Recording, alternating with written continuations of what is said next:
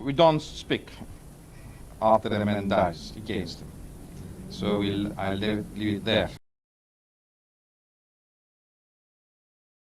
But politically speaking, I think he carries and he has carried with him the responsibility of creating the Cyprus problem, of the unnecessary bloodshed, of separating the two communities to this extent. So it was his own choice. His death, what will that bring to us? I think that we shall not know until we know who is going to replace him. If a good man replaces him, a man who can digest by nationality, by religious society, and who can look upon Cyprus as an independent, bi-national island, then it will be for the better. If the man who replaces him will be of the same stature, anti-Turkish, pro-Enosis, looking upon Cyprus as a Hellenistic island, then of course the stalemate will continue, separation will continue. The proposals you have put forward, if they really are designed to get the Greeks to the table, constitutionally you're giving virtually no power, very weak powers to the federal centre, and it looks as if inevitably the two sides will pull apart. Aren't you failing to heal the wounds that are in Cyprus and really just enshrining, ossifying the division of the two communities? Well,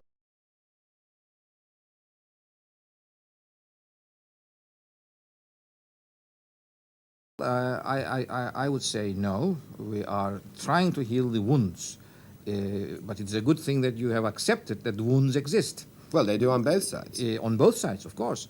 So the way to heal the wounds is first to accept that they exist and then try and do something about it. If division has come about, we did not bring it about.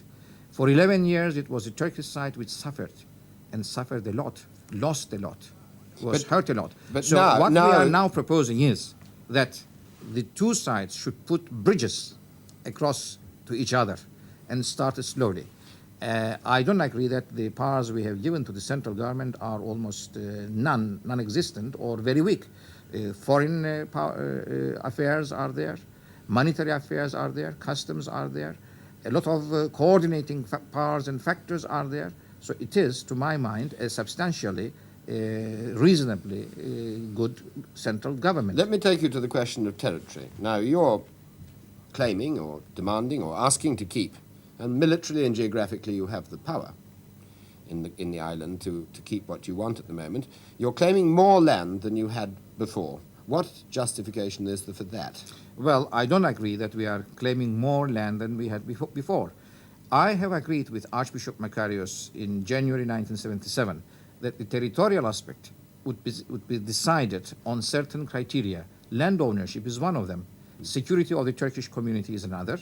Economic viability is another, and so on. These criteria, when applied, will show to you that we are not claiming to hold more land than we had before. Well, you're certainly claiming considerably more than the proportion of the population which you make up.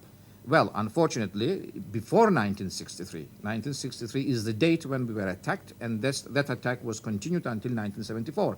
Before 1963, we owned 32.8% of the land. When they attacked us and they took over from us 103 villages to which we were not able to return until 1974, the land ownership was not changed, but actual use was changed. The important thing is population, people. I mean, the number of Greek Cypriots who were moved as a result of the Turkish intervention or invasion, losing their livelihood, was very great. But you've actually been importing mainlanders into the area you now control in the north, much of which was Greek-occupied. Now, the number of... In other words, you've got enough land to actually bring people from the mainland as well. Not at all. The number of Greek Cypriots who moved is 1/4 of their population. The number of Turks that moved, that had to move from south to north in order to find security and liberty and so on, which was denied to them for 11 years, is half of the Turkish community.